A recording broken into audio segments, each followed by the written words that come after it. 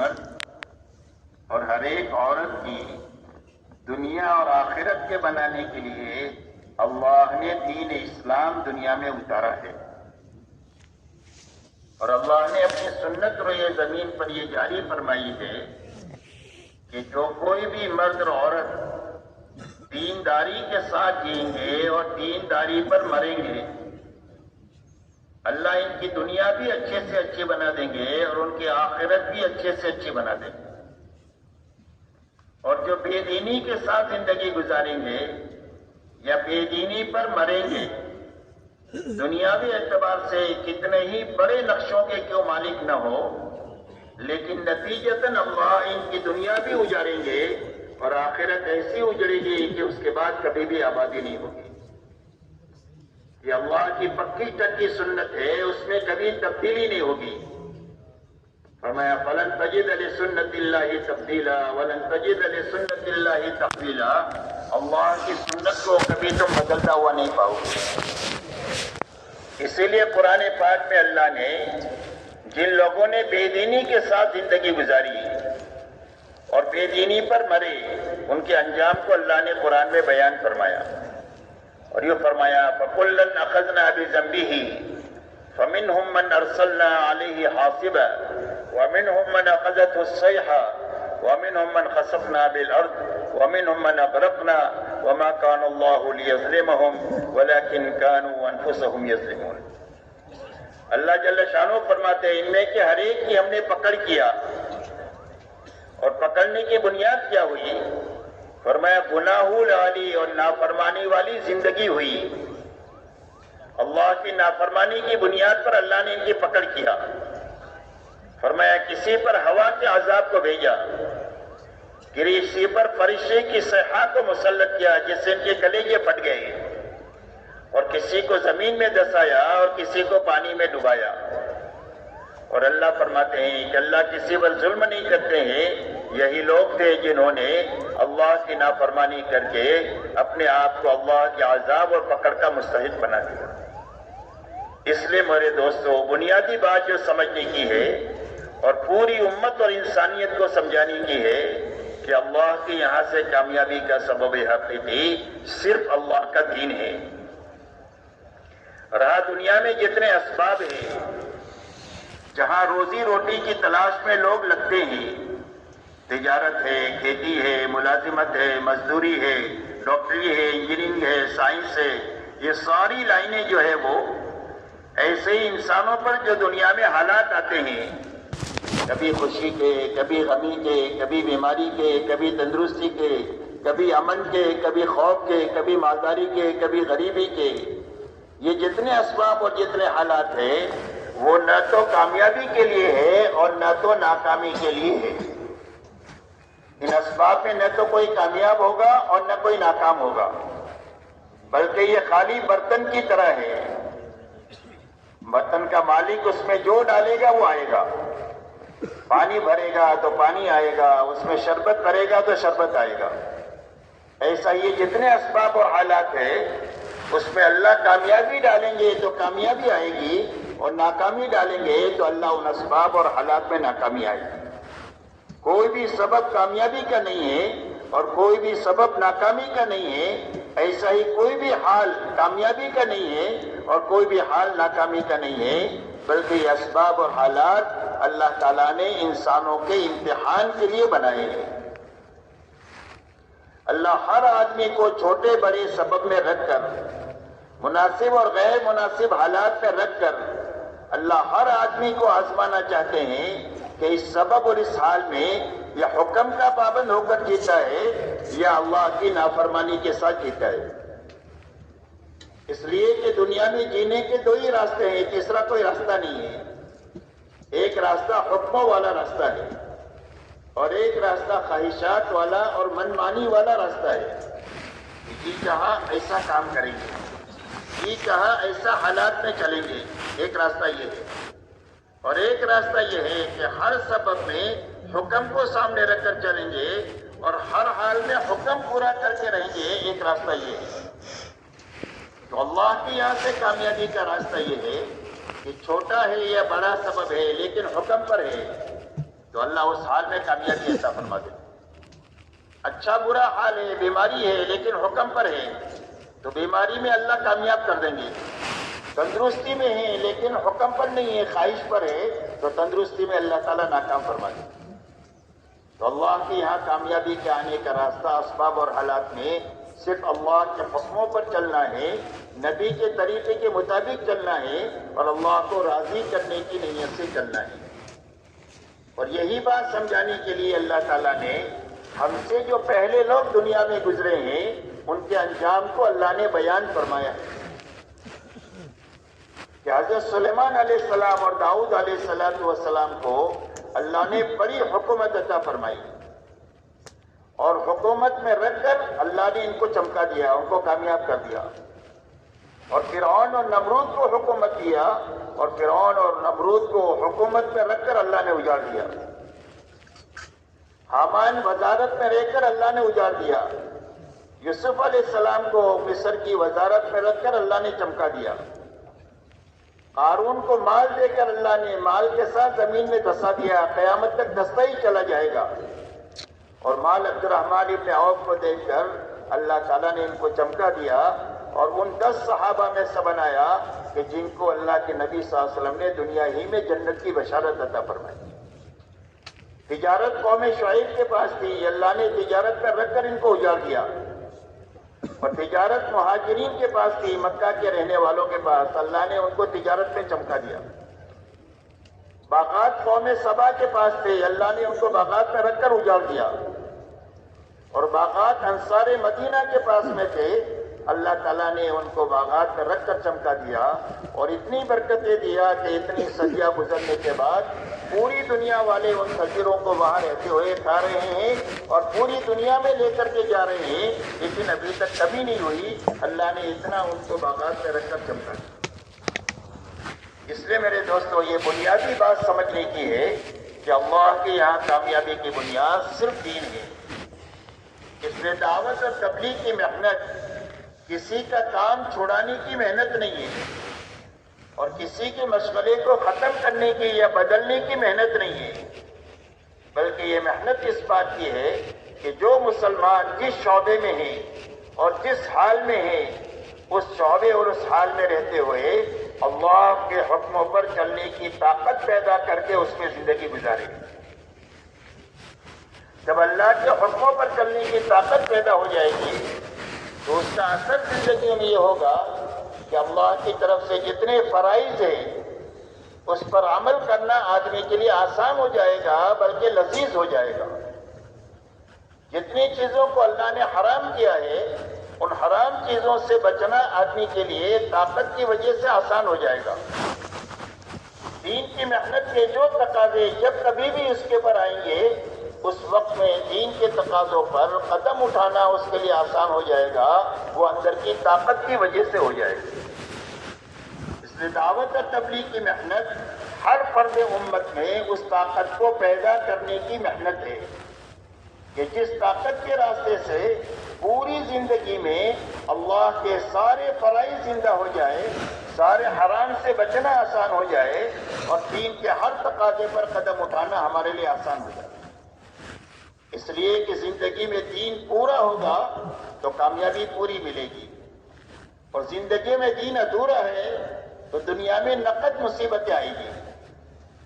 اسی لیے فرمایا وَمَا أَصَابَكُم مِّن مُّصِيبَةٍ فَبِمَا كَسَبَتْ أَيْدِيكُمْ وَيَعْفُو عَن كَثِيرٍ. فرمایا جو مصیبت تمہارے پر آ رہی ہے دنیا میں وہ تمہارے ہاتھوں کے غلط کاموں کی وجہ سے آ رہی ہے. زندگی میں غلطیاں ہیں، کرنے کے کام چھوٹے ہوئے ہیں، بچنے کی چیزوں سے بچنا نہیں ہو رہا ہے بلکہ بچنے کے کاموں میں اندر پڑے ہوئے ہیں. دین کے تقاضوں پر قدم اٹھ نہیں رہے ہیں، جس کی بنا پر دنیا میں یہ حالات ہے. فرمایا حالات تمہارے غلط کاموں کی وجہ سے ہے، اور بہت ساری غلطیاں تو وہ ہے جو اللہ معاف فرما دیتے ہیں. اگر ہر غلطی پر پکڑ کر لے تو دنیا میں جینا مشکل ہو جائے گی. اس لیے دین زندگی میں ادھورا ہوگا تو دنیا میں مصیبتیں آئیں گی، یہ پکی ٹکی باتیں ہیں. اور جب زندگی میں دین پورا ہوگا تو اللہ کے سارے وعدے جو قرآن پاک میں دین کے ساتھ ہیں وہ سارے وعدے پورے ہو جائیں گے. اللہ کی طرف سے عزت کا وعدہ ہے تو پورے دین پر عزت مل جائے گی. سربلندی کا وعدہ ہے، سربلندی مل جائے گی. محبتوں کے قائم کرنے کا وعدہ ہے تو آپس میں محبتیں قائم ہو جائے گی، نفرتیں ختم ہو جائے گی. برکت کا وعدہ ہے تو ہر چیز میں برکت اللہ تعالیٰ عطا فرما دیں گے. اللہ تعالیٰ نے دین کی قوت کا وعدہ کیا ہے تو دین پر قوت عطا فرما دیں گے. انفرادی زندگی میں دین کا راج ہوگا، دین کو سامنے رکھ کر آدمی چلے گا. اجتماعی زندگی میں دین کا راج ہوگا، دین کو سامنے رکھ کر اجتماعی زندگی میں چلیں گے. تو فرمایا دین کو قوت عطا فرمائیں گے. اللہ امن و امان کی فضا قائم فرما دیں گے. خوف و ہراس کو ختم ہو جائیں گے، ختم کر دیں گے. مسلمان ہو اور اللہ کے آسمان کے نیچے اور اللہ کی زمین پر خوف اور ہراس کے ساتھ ہو، یہ نہیں ہو سکتا ہے. اللہ تعالیٰ امن و امان کی فضا قائم فرمائیں گے، حیات طیبہ عطا فرمائیں گے. سارے وعدے ہیں تو یہ آگے اس وقت میں پورے ہوں گے جب زندگیوں میں دین پورا ہوگا. اس لیے میرے دوستو یہ محنت اس بات کی ہے کہ جو مسلمان جس شعبے میں ہیں اس شعبے میں دین پر چلتے ہوئے اپنے شعبوں میں چلے تو ان شعبوں میں رہتے ہوئے اللہ اس کو کامیاب کریں گے حکم پورا کرنے کی وجہ سے. تاجر ہے، تجارت میں حکم پورا کر رہا ہے تو حکم کے راستے سے اللہ کامیاب کریں گے. تجارت کے راستے سے کامیابی نہیں ملے گی بلکہ تجارت کا حکم جو پورا ہوگا اس راستے سے کامیابی ملے گی. ایسا ہی زراعت میں، ایسا ہی مزدوری میں، ایسا ہی ملازمت میں، ہر شعبے میں حکم ہے، حکم پورا ہو جائے گا تو حکم کے راستے سے کامیابی مل جائے گی. اسی لیے فرمایا کہ سچا اور امانت دار تاجر کل قیامت کے دن اللہ نبیوں کے ساتھ، صدیقین کے ساتھ اور شہداء کے ساتھ اٹھائیں گے. اس کی تجارت دنیا نہیں ہے بلکہ اس تجارت پر اللہ اتنا اونچا مقام عطا فرمائیں گے اور ایسے بڑے لوگوں کے ساتھ قیامت کے دن حشر فرمائیں گے. شرط ہے کہ دین میں، تجارت میں امانت داری آئے اور سچائی آئے. تو امانت داری اور سچائی کے راستے سے تجارت میں رکھ کر اللہ کامیاب کر دے. ایک آدمی کھیتی کر رہا ہے تو فرمایا کھیتی ہری بھری ہوتی ہے تو اللہ کی پاکی بیان کرتی ہے اور اس کا ثواب کسان کو ملتا ہے. جانور دانا کھا جائے، چور چوری کر جائے، اس پر اس کو صدقے کا ثواب ملے گا. اس لیے کہ اس میں اللہ کے حکم کے ساتھ اپنی تجارت میں ہے تو حکم کے راستے سے اللہ یہ فضائل عطا فرمائے. ایک آدمی مزدور ہے، روز کماتا ہے، روز کھاتا ہے لیکن حکم کے مطابق مزدوری کرتا ہے تو شام کو اپنے گھر پر واپس آتا ہے اس حال میں کہ اللہ اس کو مقدر کی روزی بھی دے دیتے ہیں اور اللہ اس کے سارے گناہوں کو روز معاف کرتے ہیں. روز شام کو روزی بھی ملتی ہے اور روز شام کو گناہ بھی معاف ہوتے ہیں. ایک آدمی کو اللہ نے حاکم بنایا ہے تو حکومت میں رکھ کر اللہ اس کو کامیاب کر دیں گے جب یہ حکومت میں انصاف کے ساتھ میں زندگی گزارے گا. حکم پر اللہ کامیاب کریں گے. حکومت میں، حکومت کے راستے سے کامیابی نہیں ملے گی، حکم کے راستے سے ملے گی. اسی لیے حدیث پاک میں آتا ہے کہ قیامت کے دن 7 آدمیوں کو عرش کے سائے میں جگہ ملے گی جس میں ایک وہ حاکم ہے کہ جو حکومت انصاف کے ساتھ دنیا میں کرے. تو دنیا میں ہمارا کوئی بھی کام ناکامی کا نہیں ہے، شرط یہ ہے کہ حکم کے مطابق ہونا چاہیے. اس لیے میرے دوستو یہ بنیادی بات سمجھنے کی ہے کہ دعوت اور تبلیغ کا کام کسی کا کاروبار چھوڑانا، ختم کرانا مقصود نہیں ہے بلکہ ہر مسلمان میں یہ طاقت پیدا کرنا ہے کہ اپنے اپنے شعبوں میں رہتے ہوئے حکم پر چلنے والا بنے، طریقے پر چلنے والا بنے، اللہ کو راضی کی نیت کر کے دنیا میں جینے والا بنے اور اپنی آخرت بنانے کی نیت سے دنیا میں جیے. اس لیے میرے دوستو یہ محنت کو اچھی طرح سمجھنا ہے. اسی کے ساتھ دوسری بات میرے دوستو یہ سمجھنا ہے کہ اللہ کی طرف سے پوری کامیابی اور پورے وعدے اس وقت میں ہوں گے جب زندگیوں میں دین پورا ہوگا. تو پورا دین کیا ہے اس کو کہاں سمجھیں گے؟ اگر اپنے ماحول سے سمجھنے کی کوشش کریں گے تو غلطی پر رہیں گے، غلطی پر مریں گے. اس لیے کہ دین کو ماحول سے نہیں سمجھا جا سکتا. ہمارے ماحول میں اتنی بے دینی عام ہو گئی ہے کہ جس میں دین کی صحیح شکل سمجھنا مشکل ہو گیا ہے. تو اپنے ماحول سے دین کو سمجھنے کی کوشش کریں گے تو غلطی پر ہوں گے اپنے آپ کو صحیح سمجھتے رہیں گے، باطل پر ہوں گے اپنے آپ کو حق پر سمجھتے رہیں گے، اور اگر اسی حالت میں موت آئی تو کل انسان کو خون کے آنسو رونا پڑے گا اور اس کے آنسوؤں کا پوچھنے والا کوئی نہیں ہوگا۔ اس لیے دین کو سمجھنے کے لیے معیار حضور پاک صلی اللہ علیہ وسلم اور صحابہ کی جماعت ہے۔ حق کو مقید کیا گیا ہے آپ کے اور آپ کے صحابہ کے ساتھ۔ پوچھا گیا اللہ کے نبی صلی اللہ علیہ وسلم سے کہ حق کیا ہے؟ فرمایا ما انا علیہ و اصحابی، فرمایا جس پر میں ہوں اور میرے صحابہ ہیں وہ حق ہے۔ قیامت تک حق کے سمجھنے کا راستہ حضور پاک صلی اللہ علیہ وسلم اور صحابہ کی جماعت ہے۔ اسی لیے مولانا الیاس صاحب رحمۃ اللہ علیہ سے پوچھا گیا کہ آپ اس محنت سے کیا چاہتے ہیں؟ فرمایا میں اس محنت سے یہ چاہتا ہوں کہ امت اس محنت کو صحیح طریقے سے اور پوری طریقے سے کرتے ہوئے اس سطح پر پہنچے جہاں حضور صلی اللہ علیہ وسلم امت کو چھوڑ کر گئے تھے۔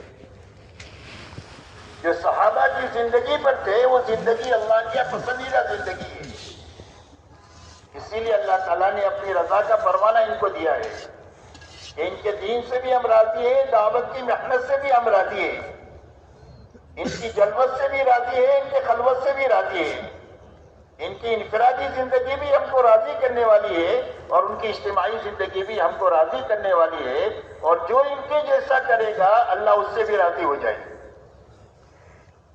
اسی لیے صحابہ کی دعوت تھی اسلموا تسلموا، کا اسلام لاؤ سلامتی ملے گی۔ کا کون سا اسلام؟ فرمایا ہمارے جیسے ہو جاؤ۔ کیسے ہو جاؤ؟ ہمارے جیسے ہو جاؤ۔ ہماری زندگی وہ ہے جس پر اللہ نے اپنی رضا کی مہر لگائی ہوئی ہے، صحابہ کی یہ دعوت ہے۔ اس لیے میرے دوستو دعوت اور تبلیغ کی محنت یہ ہے کہ اپنے غفلت کے ماحول سے نکلنا، معصیت کے ماحول سے نکلنا، جہاں ہر ایک کے دماغ پر پیسہ سوار ہے اس ماحول سے نکلنا، اور اس ماحول سے نکل کر ایک پاکیزہ ماحول میں آنا۔ اس لیے کہ حق کے سمجھنے کے دو راستے ہیں، ایک حق سمجھ میں آتا ہے موت کے وقت میں، لیکن اس وقت میں حق سمجھنا آدمی کو نفع نہیں دے گا۔ فرعون کو بات سمجھ میں آ گئی اور موت کے وقت میں کہنے لگا میں اس رب پر ایمان لایا ہوں جس پر بنی اسرائیل ایمان لائے اور میں پکا مسلمان ہوں۔ اللہ نے کہہ دیا الآن اب معتبر نہیں ہے، اس لیے کہ اب خبر پر یقین نہیں ہے، آنکھوں پر یقین ہے، اور آنکھوں کا ایمان معتبر نہیں ہے، غیب کی خبروں پر یقین وہ معتبر ہے۔ ایک موت ہے جہاں بات سمجھ میں آ جاتی ہے۔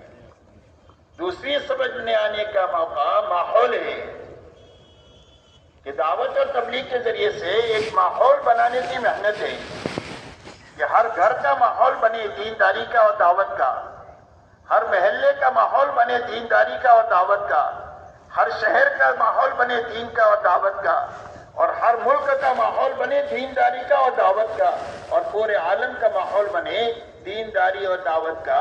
اس لیے کہ ماحول میں دین سمجھنا بھی آسان ہے اور دین پر چلنا بھی آسان ہے۔ دینداروں کے لیے دین پر چلنا جو آسان ہوگا وہ ماحول میں چلنا آسان ہوگا۔ غلط لوگوں کو دین سمجھنا آسان ہوگا، وہ ماحول کی وجہ سے سمجھ میں آسان ہوگا۔ ماحول میں مشکل سے مشکل چیز سمجھ میں آ جاتی ہے، اور آسان سے آسان چیز ماحول نہ ہو تو سمجھ میں نہیں آتی۔ ایک آدمی سب ملک کا رہنے والا ہے، اس نے کبھی گرمی دیکھی ہی نہیں۔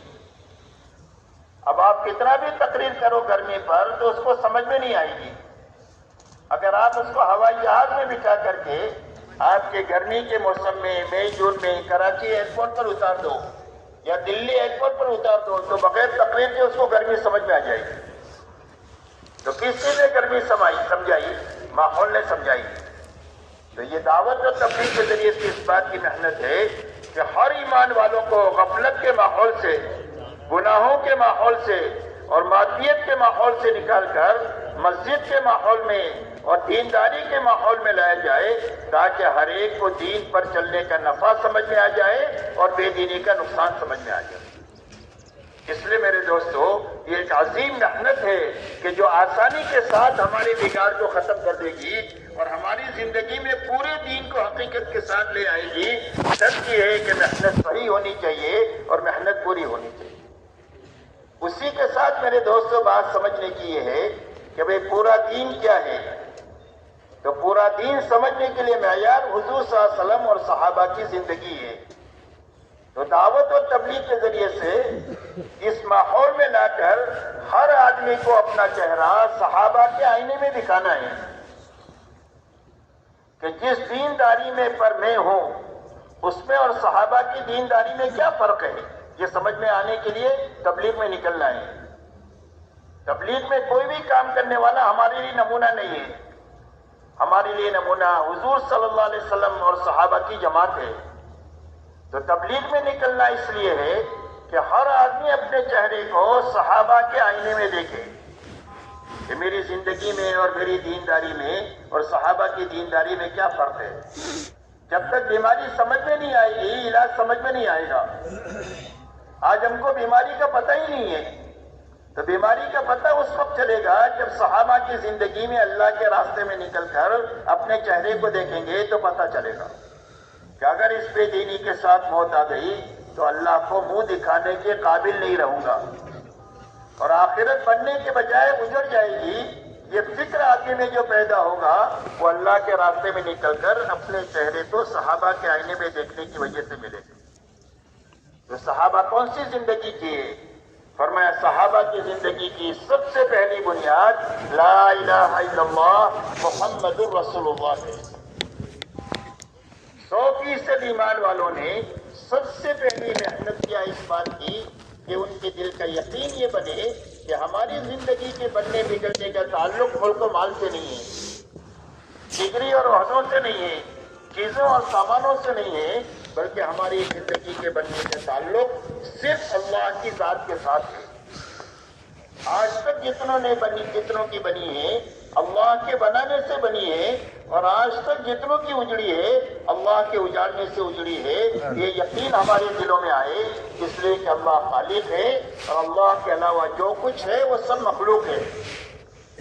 اللہ بنانے والے ہیں اور ساری چیزیں بنی ہوئی ہیں اور ساری مخلوقات کے بارے میں اللہ کا فیصلہ ہے، چاہے ذرہ ہو چاہے پہاڑ ہو، چاہے چونٹی ہو چاہے جبرائیل امین ہو، چاہے قطرہ ہو چاہے سمندر ہو، اور چاہے ایک پیسہ ہو چاہے لاکھوں اربوں خربوں ہوں، ان سارے نقشوں کے مقابلے میں اللہ کا فیصلہ ہے لا یملک نفعا ولا ضرا ولا موتا ولا حیاتا ولا نشورا۔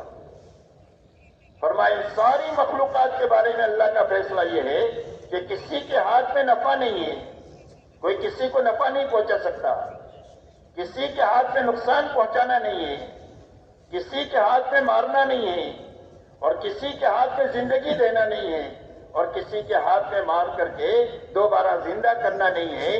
یہ سب کچھ تنے تنہا ایک اللہ ہی کے ہاتھ میں ہے۔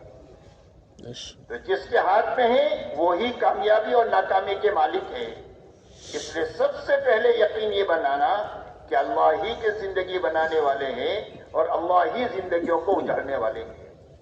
اس لیے یقین اللہ کی ذات اور صفات کا بنے کہ اللہ اپنی ذات میں بھی بڑھے، اللہ اپنی صفات میں بھی بڑھے۔ مخلوق سے امید بھی ختم ہو جائے، مخلوق کا ڈر بھی ختم ہو جائے، کسی سے کوئی امید نہیں اور کسی کا کوئی ڈر نہیں۔ ڈریں گے تو صرف اللہ سے اور امید باندھیں گے تو صرف اللہ سے باندھیں گے کہ ہمارے کام بنانے والی ذات صرف تنہا تنہا ایک اللہ کی ہے، اس کو خوش کریں گے اور اس کی ناراضگی سے بچیں گے۔ اس لیے سب سے پہلے 100% ایمان والوں نے صحابہ نے اپنے ایمان کو بنایا ہے، جس کے نتیجے میں بڑی بڑی طاقتوں کا تاثر دل سے ختم ہوا۔ بڑی بڑی طاقتوں کا تاثر ان کے دلوں سے ختم ہوا۔ ربیع ابن عامر رضی اللہ تعالیٰ عنہ ایک غلط لوگوں کے بڑے دربار میں پہنچے ہیں، معمولی کپڑوں میں اور بڑے سارے ساز و سامانوں کے بیچ میں اور بڑے بڑے مجمع کے بیچ میں، اور ان سے پوچھا گیا کہ کیوں آئے ہو؟ تو فرمایا ہم تو آئے نہیں، اللہ نے ہم کو بھیجا ہے اور اپنے دین کے ساتھ بھیجا ہے تاکہ مخلوق کو مخلوق کی غلامی سے نکال کر خالق کی غلامی میں لانے کے آئے ہیں۔ اور ادیان کی کمی زیادتی سے نکال کر کے اسلام کے عدل کی طرف لانے کے لیے آئے ہیں، اور انسانوں کو دنیا کی تنگیوں سے نکال کر وسعت میں لانے کے لیے آئے ہیں۔ اس کے لیے آئے فرمایا اگر ہم آپ کی بات کو قبول نہ کریں تو فرمایا جزیہ دو، اس کے بدلے میں ہم تمہاری جان مال کے محافظ ہوں گے، تمہاری جان کی بھی حفاظت کریں گے، تمہارے مال کی بھی حفاظت کریں گے۔ اور اگر اس کے لیے بھی تیار نہیں ہے تو پھر اس کے بعد میں تو آپریشن کا ہی مسئلہ ہوتا ہے، آپریشن کے ذریعے سے گوڑا تھوڑے کو کاٹ دیا جائے گا تاکہ پورا جسم محفوظ ہو جائے۔ فرمایا دنیا کی کسی طاقت کا کوئی تاثر نہیں ہے، اس لیے کہ اللہ بڑے ہیں۔ اللہ تعالیٰ سب سے پہلے یقین کو بنایا ہے، اس لیے دنیا کا تاثر نکل گیا تو اللہ نے پوری دنیا کو ان کے لیے مسخر کر دیا۔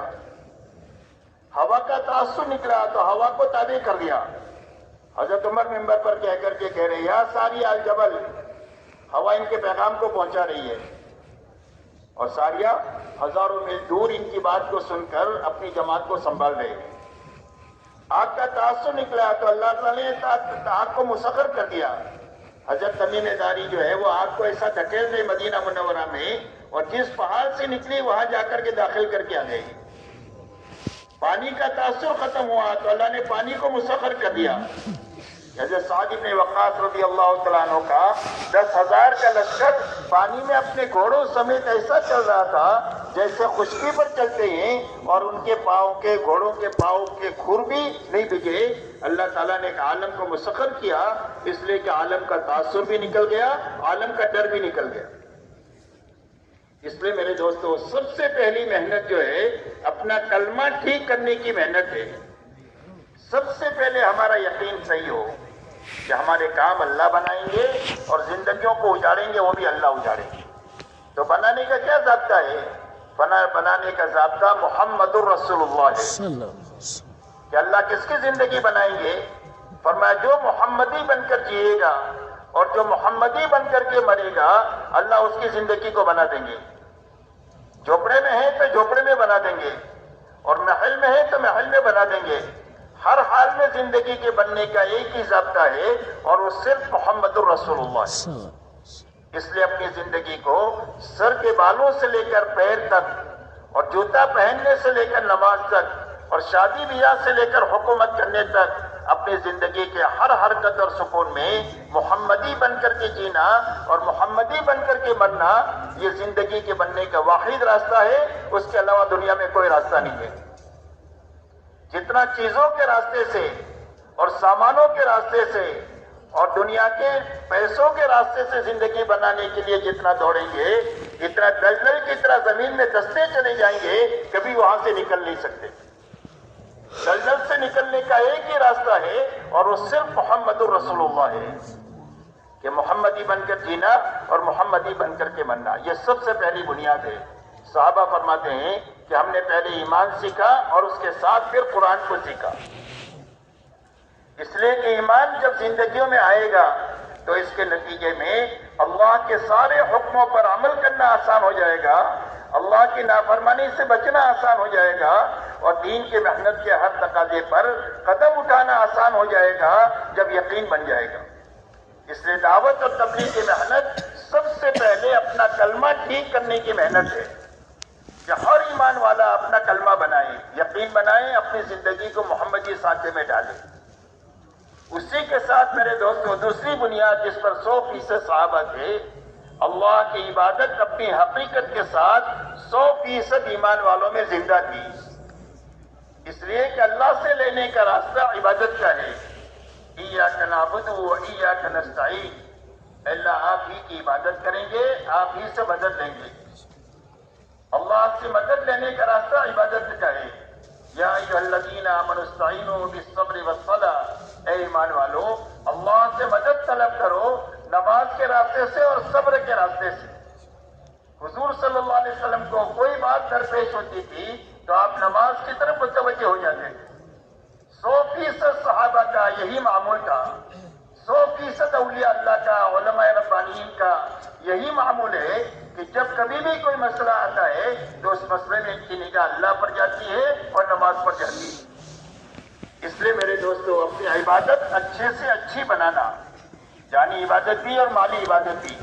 نماز روزہ یہ جانی عبادت ہے. اپنی نماز ایسی اچھی بنانا جو 24 گھنٹے کی ہماری زندگی کو اچھا بنا دے. اللہ والے یہ فرماتے ہیں کہ نماز کی مثال زندگی میں ایسی ہے جیسے گھر میں روشن دان اور کھڑکی کی ہوتی ہے. گھر کا خراب دھواں یہیں سے باہر جائے گا, تازہ ہوا گھر میں جو آئے گی وہ یہیں سے آئے گی. ایسا ہی زندگی سے رذائل جو نکلیں گے اور زندگیوں میں سے برائیاں جو نکلیں گی وہ نماز کے راستے سے نکلے گی. زندگیوں میں اچھائیاں جو آئے گی جس کو اللہ پسند کرتے ہیں وہ نماز کے راستے سے آئے گی. اسی لیے فرمایا ان الصلاۃ تنہا عن الفحشاء والمنکر. فرمایا نماز کی خاصیت ایسی ہے کہ جو آدمی کو بے حیائی اور برائی کے کاموں سے روکتی رہتی ہے. اس لیے اپنی نماز پر محنت کر کے اپنی 24 گھنٹے کی زندگی کو سنوارنا, اطاعت پر لانا. روزے کے ذریعے سے اپنے اندر تقویٰ پیدا کرنا کہ جس طرح حلال سے بچے ہیں حکم پورا کرنے کے لیے, ایسا ہی حکم پورا کرنے کے لیے حرام سے بھی بچیں گے. حرام سے بچنے کی طاقت پیدا کرنے کے لیے اللہ نے روزے عطا فرمائے کہ حلال سے بچے ہو, حرام سے بچنے کی طاقت پیدا کرنے کے لیے. اور جب تقویٰ زندگی میں پیدا ہو جائے گا تو اللہ ایسی جگہ سے روزی دیں گے جہاں سے وہم و گمان بھی نہیں ہوگا. کوئی مشکل آ گئی ہے, الجھ گئی ہے چیز, کسی کے بس میں نہیں ہے اس کو سلجھانا, اور میں تقوی کے راستے سے اللہ مشکل کو سلجھا دیں گے. یہ طاقت ہے تقوی کی کہ مشکل میں سے اللہ نکال دیں گے تقوی کی برکت سے. دنیا کے کاموں کو اللہ آسان کر دیں گے. اگر کوئی غلطی ہو جائے گی تو تقوی کی برکت سے اللہ معاف کر دیں گے. اور فرمایا اگر کوئی نیکی ہوگی تو اللہ نیکی کا وزن بڑھا دیں گے. اور قیامت کے دن نیکیوں کو گنا نہیں جائے گا, قیامت کے دن نیکیوں کا وزن کیا جائے گا. اور نیکی میں وزن جو پیدا ہوگا وہ تقوی کی برکت سے پیدا ہوگا. آپ انداز لگائیں کہ تقوی کی برکت سے نیکی میں کتنا وزن آتا ہے. حضرت عمر رضی اللہ تعالیٰ عنہ حضرت صدیق اکبر رضی اللہ تعالیٰ عنہ سے فرماتے ہیں کہ اگر آپ ایک دن کی نیکی دے دیں, ہجرت حضور صلی اللہ علیہ وسلم کی وفات کے دن کی نیکی جس میں آپ نے امت کو سنبھالا ہے, اور ایک رات کی نیکی آپ دے دیں ہجرت کی رات کی, تو میں اپنی پوری زندگی کی ساری نیکیاں دینے کے لیے تیار ہوں. یہ دونوں نیکی اتنی وزنی ہے اس لیے کہ قرآن پاک میں صدیق اکبر رضی اللہ تعالیٰ عنہ کو اللہ نے سب سے بڑا متقی بتایا ہے کہ نبوت کے بعد سب سے بڑے متقی ابو بکر ہے, اور اس تقوی کی برکت سے ان کی نکی میں اتنا بڑا وزن پیدا ہو گیا. اس لیے نیکی ہوگی تو وزن پیدا ہو جائے گا. ایسے ہی زکوٰۃ کے ذریعے سے ہمارے دلوں کا بخل ختم ہو جائے. مومن بخیل نہیں ہو سکتا. بخل جہنم کا درخت ہے اور سخاوت جنت کا درخت ہے. حج ایسا اچھی طرح کرے کہ جو زندگی کو اطاعت پر لے آئے. اطاعت سکھانے کے لیے حج ہے کہ جس طرح حج میں سمجھ میں آئے نہ ہم آئے اللہ کے حکم کو پورا کرتے ہیں, پوری زندگی سمجھ میں آئے نہ آئے اللہ کی اطاعت کے ساتھ نبی کے طریقے پر چلتے ہوئے اللہ کو راضی کرنے کی اور آخرت بنا کی نیت سے کرتے ہوئے زندگی گزاریں گے. اس لیے اپنی عبادت کو اچھے سے اچھی بنانا. عبادت امت میں زندہ ہونی چاہیے. عبادت کے راستے سے زندگی میں دین آئے گا. پہلے عبادت آتی ہے اس کے بعد باقی کا دین آتا ہے. اس لیے میرے دوستو اپنی عبادت کو اچھے سے اچھی بنانا اور امت میں عبادت زندہ ہو جائے اس کی محنت کرنا. اس بات کا تصور نہیں ہو سکتا تھا کہ مسلمان ہو اور بے نمازی ہو. حضور صلی اللہ علیہ وسلم کے زمانے میں مسلمان ہو روزہ نہ رکھے, مسلمان ہو زکوٰۃ نہ دے, اس کا تصور نہیں ہو سکتا تھا. مسلمان ہو حج پر دے اور حج نہ کرے, فرمایا اس کا تصور نہیں ہو سکتا تھا. 100% عبادت پوری امت میں حقیقت کے ساتھ زندہ تھی. اسی کے ساتھ میرے دوستو عبادت اور ایمان یہ اللہ کے بڑے بڑے حق ہیں, اور اللہ نے اپنے مخلوق کے حقوق زیادہ رکھے ہیں. اس لیے تیسری لائن جو ہے اپنی معاشرت کو حضور صلی اللہ علیہ وسلم کے طریقوں پر لانا. اس لیے کہ دین دنیا میں زندہ جو ہوگا وہ حضور صلی اللہ علیہ وسلم والی معاشرت پر زندہ ہوگا. ایک اللہ والے فرماتے تھے کہ دنیا میں دین حکومتوں سے قائم نہیں ہوگا بلکہ حضور صلی اللہ علیہ وسلم والی معاشرت پر اللہ کا دین دنیا میں زندہ ہوگا. اس لیے معاشرت ہمارے آپس کا رہن سہن, ہمارا ایک دوسرے کے ساتھ تعلق, ہمارا ایک دوسرے کے ساتھ نبھانا, حضور صلی اللہ علیہ وسلم کی لائی ہوئی معاشرت پر آئے. تو آپ کی معاشرت کی کیا بنیاد ہے؟ آپ کے رہن سہن کی. فرمایا آپ کی معاشرت کی بنیاد انصاف ہے. انصاف کہتے ہیں جو اپنے لیے پسند کریں گے سارے ایمان والوں کے لیے وہی چیز پسند کریں گے، اس کو انصاف کہتے ہیں. فرمایا تم میں کا کوئی آدمی کامل مومن نہیں بن سکتا ہے جب تک اپنے بھائی کے لیے وہ چیز پسند نہ کرے جو اپنے لیے پسند کرتا ہے. ایمان کا کمال محبت کے راستے سے ملے گا. فرمایا جنت میں داخل نہیں ہو سکتے جب تک تم مومن نہ بنو، اور تمہارا ایمان کامل نہیں ہو سکتا ہے جب تک آپس میں محبت نہ کرو. اور یہ فرمایا کہ میں محبت کا راستہ بتاؤں. فرمایا سلام کو خوب پھیلاؤ جس کے راستے سے محبت پیدا ہوگی. گھر میں داخل ہو تو سلام کریں، مسلمان ملے تو سلام کریں، ہر آدمی کو سلام کرے، پہچانتے ہو نہیں پہچانتے ہو، محبت سلام کے راستے سے پیدا ہو جائے. اس لیے آپ کی معاشرت کی پہلی بنیاد انصاف ہے. اپنے لیے جو پسند کرے سارے ایمان والوں کے لیے وہ چیز پسند کرے. اس کے آگے احسان ہے کہ حق تو دیں گے، حق سے زیادہ دیں گے، یہ احسان ہے. حق کی ادائیگی تو فرض ہے. حق کی ادائیگی نہیں ہوگی تو قیامت کے دن آدمی مفلس بن کر پیش ہوگا. تو حق کی ادائیگی کے ساتھ میں یہ فرض ہے. اس کے ساتھ احسان ہے کہ لوگوں کے ساتھ احسان کر کے زندگی گزاریں گے. یہ آپ کی معاشرت کی بنیاد ہے. اور آپ کی معاشرت کی بنیاد ایثار ہے کہ ضرورت پڑے گی تو بھوکا رہ کر اپنے بھائی کو کھلائیں گے، پیاسے رہ کر اپنے بھائی کو پلائیں گے، اپنے کپڑے معمولی پہن کر دوسروں کو محتاجوں کو پلائیں گے، پہنائیں گے، معمولی مکان بنا کر دوسروں کے مکانات بنائیں گے. فرمایا لوگوں کے کام آئیں گے. اپنی ضرورتوں کو اگر قربان کرنا پڑے گے تو قربان کر کے. یہ ایثار کہتے ہیں اس کو. ایثار پر آپ کی بنیاد ہے معاشرت کی. اور حیا پر آپ کی معاشرت کی بنیاد ہے کہ مسلمان بے حیا نہیں ہو سکتا، اور مسلمان کے گھروں میں بے حیائی کے سامان نہیں ہو سکتے ہیں. مسلمان ہوگا وہ حیادار ہوگا. اس لیے کہ حیا ختم ہو گئی تو آدمی جو چاہے وہ کرے. فرمایا اذا فاتك الحیاء فافعل ما شئت. فرمایا حیا ختم ہو گئی تو جو چاہے وہ کرے. حیا ہے جو آدمی کو صحیح چلاتی ہے. تو حضور صلی اللہ علیہ وسلم کی معاشرت کی بنیاد حیا پر ہے، اور آپ کی معاشرت کی بنیاد سادگی پر ہے. آپ کی معاشرت کی بنیاد سادگی پر ہے کہ ہماری زندگی میں سادگی ہوگی. ضرورت کے مطابق کھائیں گے، ضرورت کے مطابق پہنیں گے، ضرورت کے مطابق مکان بنائیں گے، ضرورت کے مطابق شادیوں میں خرچ کریں گے. ہماری زندگی کی بنیاد سادگی پر ہوگی. اس لیے کہ بے حیائی اور فضول خرچی دنیا میں غلط لوگوں کا راستہ ہے، اور یہ اتنی دونوں برائیاں ہیں کہ اگر دنیا میں جتنا فساد ہے وہ بے حیائی اور فضول خرچی کی وجہ سے ہے. اگر یہ دو چیزیں امت میں سے نکل جائے تو امت کی ساری چیزیں صلاحیتیں صحیح جگہ پر لگ جائے. اس لیے حضور صلی اللہ علیہ وسلم فرماتے ہیں کہ ایمان والوں کی مثال ایک دوسرے کے ساتھ محبت کرنے میں، ایک دوسرے کے کام آنے میں، ایک دوسرے کی بھلائی چاہنے میں ایسی ہے جیسا کہ ایک جسم ہوتا ہے. تو جسم کے اعضاء سارے الگ ہیں، ہر ایک کی شکل الگ ہے، ہر ایک کا کالم الگ ہے، لیکن آپس میں اتنا جوڑ اور تعلق ہے کہ کوئی عضو دوسرے کی برائی نہیں سوچ سکتا. کبھی پیر ہاتھ کی برائی نہیں سوچے گا، اس کے لیے زیادہ کام کرے گا، اپنے لیے کم کام کرے گا. ایسے ہر عضو. اور اگر چلتے ہوئے ٹھوکر لگ جائے تو پورا جسم اس کی تکلیف کو محسوس کرے گا. اور اگر اچھا کھانا کھا لے، رات کو سو جائے تو اس کی لذت اور راحت کو جسم محسوس کرے گا، پورا جسم محسوس کرے گا. ایسے ایمان والے. فرمایا ایمان والے کبھی بھی ایک دوسرے کی برائی کو نہیں چاہتے. اسی لیے حضور صلی اللہ علیہ وسلم نے پوری امت کو اللہ پر جمع کیا ہے. جب امت اللہ پر جمع ہو جائے گی تو آپس میں جمع ہو جائے گی، اور جب آپس میں جمع ہو جائے گی تو اللہ کی مدد کی مستحق ہو جائے گی.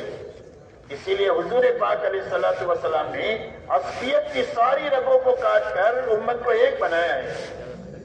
اور میں زبان کوئی بھی مسئلہ نہیں ہے. زبان کی وجہ سے علاقے تقسیم نہیں ہوں گے، رنگ کی وجہ سے نہیں ہوں گے، وطن کی وجہ سے نہیں ہوں گے، قومیت کی وجہ سے نہیں ہوں گے. یہ جاہلیت کی رگیں ہیں. حضور صلی اللہ علیہ وسلم نے ساری رگوں کو کاٹ کر پوری امت کو ایک بنایا ہے اور نیک بنایا ہے.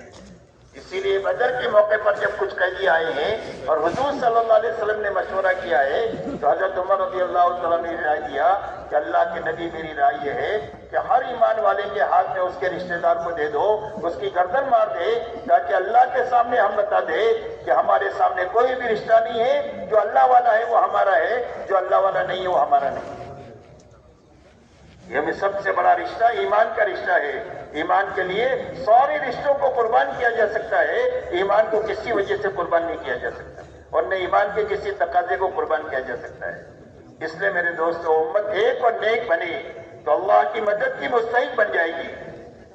آج جتنے حالات ہیں اللہ کی مدد کے روٹنے کی وجہ سے ہے، اور اللہ کی مدد کی روٹنے کی وجہ امت کا آپس کا توڑ ہے۔ جب توڑ ختم ہو جائے گا اور امت ایک ہو جائے گی تو اجتماعیت کی بنیاد پر اللہ کی مدد ساتھ ہو جائے گی، اور اللہ کی مدد ساتھ ہو جائے تو ہمارے چھوٹے بڑے سارے انفرادی اجتماعی مسائل حل ہو جائیں گے۔ اسی لیے فرمایا يَنْصُرْكُمُ اللَّهُ فَلَا غَالِبَ لَكُمْ وَإِنْ يَخْذُلْكُمْ فَمَنْ ذَا الَّذِي يَنْصُرُكُمْ مِنْ بَعْدِهِ وَعَلَى اللَّهِ فَلْيَتَوَكَّلِ الْمُؤْمِنُونَ۔ پھر فرمایا اگر اللہ تمہاری مدد کرے تو دنیا میں کوئی بھی طاقت تمہارے پر غالب نہیں آ سکتی، اور اگر اللہ اپنی مدد کا ہاتھ کھینچ لے تو کون ہے تمہاری مدد کر سکتا ہے؟ اور ایمان والوں کو صرف اللہ ہی پر بھروسہ کرنا چاہیے، اور اللہ کی مدد کے ساتھ ہونے کا ضابطہ اللہ کے دین پر عمل کرتے ہوئے اللہ کے دین کو زندہ کرنے کی محنت ہے۔ اسی لیے فرمایا وَلَيَنْصُرَنَّ اللَّهُ مَن يَنْصُرُهُ، فرمایا اللہ تعالیٰ ضرور بھی ضرور اس کی مدد کریں گے جو اللہ کے دین کی مدد کرے۔ اس لیے میرے دوستو، ہماری معاشرت حضور صلی اللہ علیہ وسلم کے طریقوں پر آئے، آپ کی لائی ہوئی بنیادوں پر آئے، اسی کے ساتھ اللہ تعالیٰ نے اس دنیا کو ضرورت کے پوری کرنے کی جگہ بنایا ہے۔ ہر انسان میں ضرورت بھی ہے اور خواہش بھی ہے، ضرورت محدود ہے اور خواہش لامحدود ہے، اور ہر آدمی میں اللہ نے یہ دونوں چیزیں رکھی ہے، خواہش بھی اور ضرورت بھی، اور ضرورت کے پورا کرنے کا اللہ نے وعدہ کیا اور خواہش کے پورا کرنے کا بھی اللہ نے وعدہ کیا کہ ضرورت کہاں پوری کریں گے؟ فرمایا دنیا میں پوری کریں گے، اور خواہش کہاں پوری کریں گے؟ فرمایا جنت سے پوری کریں گے۔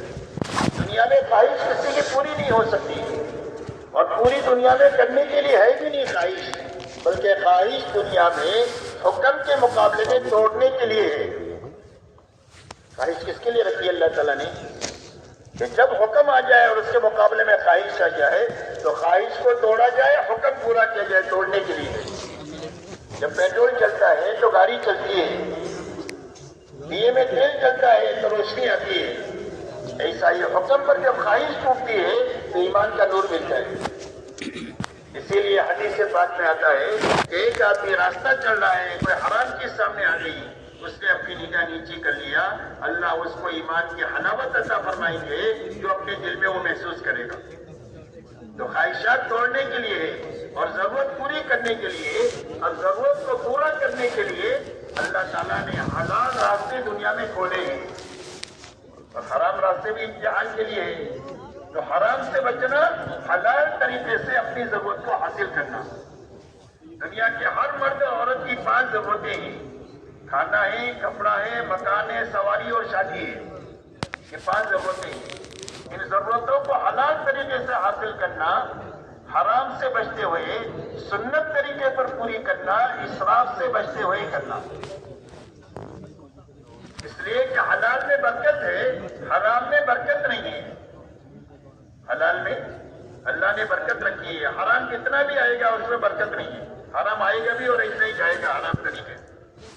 اسی لیے آپ دیکھو جو جانور حلال ہے اس میں کتنی برکت ہے، اتنا پورے سال کھائے جاتے ہیں۔ بقرہ عید پر پورے سال جتنے ایک دن میں کھائے جاتے ہیں، اس کے بعد بھی آپ کو 5000 چاہیے تو مل جائیں گے، 50000 چاہیے تو مل جائیں گے۔ اور جو جانور حرام ہے کھائے نہیں جاتے، لیکن کبھی آپ نے 500 کتوں کا ریوڑ ایک ساتھ نہیں دیکھا ہوگا۔ ہاں، حالانکہ 9 بچے 8-9 بچے کتیاں جلتی ہے، لیکن اس کے باوجود بھی اس میں برکت نہیں ہے، برکت حلال میں ہے۔ تو اپنے کھانے کمانے کی لائنوں کو حلال پر لانا، علماء سے پوچھ کر، حرام نہیں آنا چاہیے، مشتبہ لقمہ پیٹ میں جانا نہیں چاہیے، اس لیے کہ حرام جب پیٹ میں جائے گا یا بدن پر جائے گا یا گھر میں آئے گا تو یہ اپنے اثر دکھائے گا. اللہ والے فرماتے ہیں حلال اور حرام کی تاثیر ایسی ہے جیسا کہ لقمہ ہوتا ہے. لقمہ حلال کا پیٹ میں جائے گا تو اچھے کام سوجیں گے اور حرام جائے گا تو حرام سوجے گا. ایک اللہ والے فرماتے ہیں میری دعوت کا ایک نیک آدمی ہے اور اس کا کھانا کھانے کے بعد کئی دنوں مجھے تہجد پڑھنے کا مزہ آیا. حلال لقمے کا یہ اثر، چند لقمے کھلائے. اور ایک غلط آدمی کی یہاں میری دعوت ہوئی، اس کا کھانے کے بعد کئی دنوں تک میرے اندر برائی کا جذبہ پیدا ہوا. اتنا اثر ہے حلال اور حرام کا. ایک اللہ والوں سے کہا کہ آپ نے کتاب التقویٰ نہیں لکھی؟ فرمایا میں نے کتاب البیوع لکھی ہے کہ کاروبار کیسے کرنا، یہ کتاب التقویٰ ہے. جب کاروباری لائن صحیح ہو جائے گی تو زندگی میں تقویٰ پیدا ہو جائے گا. حرام سے آدمی بچ جائے گا تو تقویٰ پیدا ہو جائے گا. اس لیے میرے دوستوں اپنی ضرورتوں کو حلال طریقے سے حاصل کرنا، سنت طریقے پر پورا کرنا، اسراف سے بچنا، سنت طریقے پر پوری کرنا. اس لیے کہ اسراف کی مثال آگ کی ہے. آگ، اللہ والے فرماتے ہیں آگ، اسراف کی مثال آگ کی ہے. آگ میں کتنا بھی لکڑی ڈالو سب کو جلا دے گی، پیٹ بھرے گا ہی نہیں اس کا. پورے پاکستان کی لکڑی ڈال دو آگ میں سب کو جلا دے گی، بولے اور پیٹ نہیں بھرے گا اس کا. ایسا اسراف ہے. جب اسراف زندگی میں داخل ہو جاتا ہے تو ساری مالی طاقت اور جانی طاقت کو کھا لیتا ہے. نہ دعوت کے لیے بچے، نہ عبادت کے لیے بچے اور نہ اخلاق کے لیے بچے. بوڑھے ماں باپ کو سنبھالنے کے لیے بھی نہیں بچتے، بیوہ بہن کو سنبھالنے کے لیے بھی نہیں بچتی. اسراف ساری جانی مالی طاقت کو کھا لیتا ہے. اس لیے اسراف سے بچتے ہوئے سنت طریقے پر اپنی ضرورتوں کو پورا کرنا. رہا خواہشات، فرمایا خواہشات کے پورا کرنے کے لیے اللہ نے جنت بنائی. اسی لیے فرمایا وَلَكُمْ فِيهَا مَا تَشْتَهِي أَنفُسُكُمْ وَلَكُمْ فِيهَا مَا تَدَّعُونَ. فرمایا تمہارے لیے جنت میں وہ ہے جو تمہارا جی چاہے.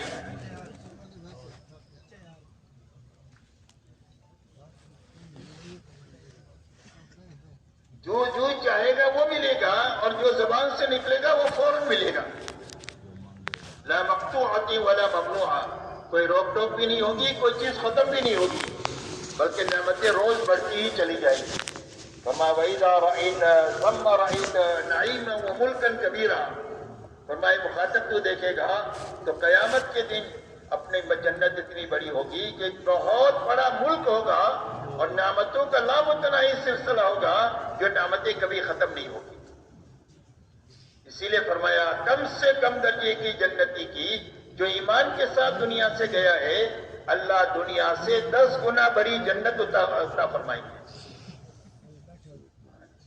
پاکستان جتنی نہیں، ایشیا جتنی نہیں، بلکہ پوری دنیا سے 10 گنا بڑی جنت کم سے کم درجے کے جنتی کو دیں گے. جوان بنا کر داخل کریں گے، کبھی بوڑھا نہیں ہوگا. تندرست بنا کر داخل کریں گے، کبھی بیمار نہیں ہوگا. خوبصورت بنا کر داخل کریں گے، کبھی بدسورتی نہیں آئے گی. اور زندگی دے کر داخل کریں گے، کبھی اس پر موت نہیں آئے گی. ہر ایک کا حسن حضرت یوسف علیہ السلام جیسا ہوگا، ہر ایک کی آواز حضرت داؤد علیہ السلام جیسی ہوگی، ہر ایک کی جوانی عیسیٰ علیہ السلام جیسی ہوگی، اور ہر ایک کے اخلاق جناب محمد رسول اللہ صلی اللہ علیہ وسلم جیسے ہوں گے. اور کامل انسان بنا کر 100 آدمیوں کی طاقت دے کر اللہ جنت میں داخل کریں گے. اس جنت میں ایک ہی موتی کا محل ہوگا جس کی لمبائی 60 میل کی ہوگی. پانی کی نہریں، دودھ کی نہریں، شراب کی نہریں، شہد کی نہریں ہوں گی. ہر جنتی کے کم سے کم 80,000 خدمت گزار ہوں گے جو ہر وقت اس کے آگے پیچھے دوڑتے رہیں گے. کم سے کم درجے کے جنتی کو 70 72 جنتی حوریں اللہ دیں گے. ایک حور اگر زمین پر اپنا پوروا ظاہر کر دے تو سورج اور چاند کی روشنی اس کے سامنے مان پڑ جائے، اور اگر سمندر میں تھوک دے تو سمندر کا پانی میٹھا ہو جائے. اپنے 2 پٹے کو دنیا میں لہرا دے تو پوری دنیا خوشبوؤں سے بھر جائے. اللہ تعالیٰ کی رضا ملے گی، اللہ خوش ہو جائیں گے، کبھی ناراض ہونے ہوئے. اللہ کا دیدار ہوگا، اللہ مہمان نوازی کریں گے. جہاں اللہ کے یہاں پر ہم مہمان بن کر کے اللہ کے دسترخوان پر ہم کھائیں. اللہ تعالیٰ نے خواہشات کی پوری کرنے کی جگہ جنت بنائی ہے. دنیا ضرورت کی پوری کرنے کی جگہ ہے. اپنی ضرورت کو حلال طریقے سے حاصل کرنا، اور حرام طریقے سے بچنا، اسراف سے بچنا، اور سنت طریقے پر اپنی ضرورتوں کو پوری کرنا. تو کمانے پر بھی اللہ ثواب دیں گے اور خرچ کرنے پر بھی ثواب دیں گے. کمانے پر بھی ثواب اور خرچ کرنے بھی ثواب. فرمایا کسب الحلال فریضۃ بعد الفریضہ، فرمایا حلال کمائی میں لگنا فرائض کی ادائیگی کے بعد فرض ہے. ہم بوجھ نہیں بن سکتے کسی کے لیے، نہ گھر والوں کے لیے، نہ بیوی کے لیے، نہ بچوں کے لیے، نہ ماں باپ کے لیے. ہم خود محنت کریں گے، کمائیں گے، اپنی ذات پر بھی خرچ کریں گے، تبلیغ پر بھی خرچ کریں گے، اپنے بچوں پر بھی خرچ کریں گے، اپنے ماں باپ پر بھی خرچ کریں گے، اور اللہ کے بندے جو محتاج ہیں ان کے پر بھی خرچ کریں گے، کما کر خرچ کریں گے. اس لیے میرے دوستو، یہ ہماری ہمارے معاملات صاف ستھرے ہونے چاہیے. علماء سے پوچھ کر کے جو کام کر رہے ہیں علماء سے پوچھ کر کریں، تاکہ اس میں حرام بھی نہیں آنا چاہیے، مشتبہ لقمہ بھی ہمارے پیٹ میں نہیں جانا چاہیے، اور نہ ہمارے بدن پر حرام کپڑا آنا چاہیے، نہ حرام سواری آنی چاہیے، نہ مکان حرام سے بننا چاہیے، بلکہ حلال سے بننا چاہیے. جھوپڑے میں اللہ وہ عزت دیں گے جو محلوں میں وہ عزت نہیں ملے گی جو حلال کا بنا ہوا. اس لیے میرے دوستو، اپنی ضرورتوں کو ایسے اچھے انداز سے پوری کرنا، اسی کے ساتھ اپنی اخلاقی زندگی کو اچھے سے اچھی بنانا. پوری دنیا کے سامنے ہمارا ایمان تو دل میں ہوتا ہے، نماز تو ہم مسجد میں پڑھتے ہیں، روزہ ہمارے پیٹ میں ہوتا ہے، حج بیت اللہ میں کرتے ہیں جہاں غیر مسلم کا داخلہ ممنوع ہے. تو لوگوں کے سامنے کیا چیز آئے گی؟ فرمایا لوگوں کے سامنے معاشرت آئے گی، ہماری لوگوں کے سامنے ہمارے معاملات آئیں گے، اور لوگوں کے سامنے ہمارے اخلاق آئیں گے. صحابہ دنیا میں جو پھرے ہیں وہ ایمان کے ساتھ، اعمال کے ساتھ اور اخلاق کے ساتھ پھرے ہیں. یہ تین بنیادیں ہیں صحابہ کی پھرنے کی: ایمان کے ساتھ پھرے، اعمال کے ساتھ پھرے اور اخلاق کے ساتھ پھرے. اور پوری دنیا کے قلوب کو اللہ کی طرف متوجہ کیا ان تین بنیادوں کی وجہ سے. اس لیے یہ چیزیں پوری دنیا کے سامنے آئیں گی. ہماری اخلاقی زندگی، کہ ہماری زندگی ایسی اچھی صاف ستھری بننا چاہیے کہ ہر آدمی کو ہمارے سے راحت پہنچے، نفع پہنچے، کسی کو ہمارے سے تکلیف نہ پہنچے. یہ اخلاق کا خلاصہ ہے. اخلاق کا خلاصہ کیا ہے؟ کسی کو ہم سے تکلیف نہ پہنچے، نہ ہمارے ماں باپ کو، نہ ہمارے بیوی بچوں کو، نہ ہمارے بھائی بہنوں کو، نہ ہمارے پڑوسیوں کو، نہ ہمارے گاہکوں کو، نہ ہمارے سیٹ کو، نہ ہماری رعیت کو، نہ ہماری حکومت کو. ہمارے سے کسی کو کوئی تکلیف نہیں پہنچے، ہمارے سے سب کو راحت پہنچے. اور حضور صلی اللہ علیہ وسلم نے اخلاق کا خلاصہ چند باتوں میں بتایا ہے. فرمایا جو تمہارے ساتھ برائی کرے اس کے ساتھ بھلائی کرو. یہ پہلی بنیاد ہے. برائی کرنے والے کے ساتھ فرمایا بھلائی کرو. جو تمہارے پر ظلم و زیادتی کرے اس کو معاف کرو، درگزر کرو. اس لیے کہ بدلہ لینا مشکل ہے، معاف کرنا آسان ہے. بدلہ لینا مشکل ہے، معاف کرنا آسان ہے. کسی نے آپ کو ایک تماچا مارا تو آپ ناپ کے اتنا تماچا نہیں مار سکتے. اگر آپ زیادہ ماریں گے تو آپ کا شمار ظالموں میں ہو جائے گا. کسی نے آپ کو برا بلا کہا، آپ نے اس کو زیادہ برا بلا کہا تو آپ کا شمار ظالموں میں ہو جائے گا. اس لیے کہ آپ نے جتنا تھا اس سے زیادہ اس کے اوپر ظلم کیا. اور اللہ تعالیٰ ظالم کی حمایت نہیں کرتے، اللہ تعالیٰ مظلوم کی حمایت کرتے. اس لیے بدلہ لینا مشکل ہے، معاف کرنا آسان ہے. اور آپس میں ہم ایک دوسرے کو معاف کریں گے تو اللہ بھی ہم کو معاف کر دیں گے. اس لیے فرمایا جو تمہارے پر ظلم و زیادتی کرے اس کو معاف کرو، درگزر کرو. جو تمہارے ساتھ رشتہ داریوں کو توڑے اس کے ساتھ رشتہ داریوں کو جوڑو. میرے دوستو، رشتہ داریوں کا مسئلہ تو اتنا کھٹائی میں پڑا ہوا ہے کہ اللہ ہم سب کو معاف فرما دے. اللہ کے صلہ رحمی اتنی بڑی چیز ہے کہ قیامت کے دن اللہ سے کہے گی کہ جس نے مجھے جوڑا اپنی رحمت سے اس کو جوڑ دے، اور جس نے مجھے توڑا اپنی رحمت سے اس کو کاٹ دے.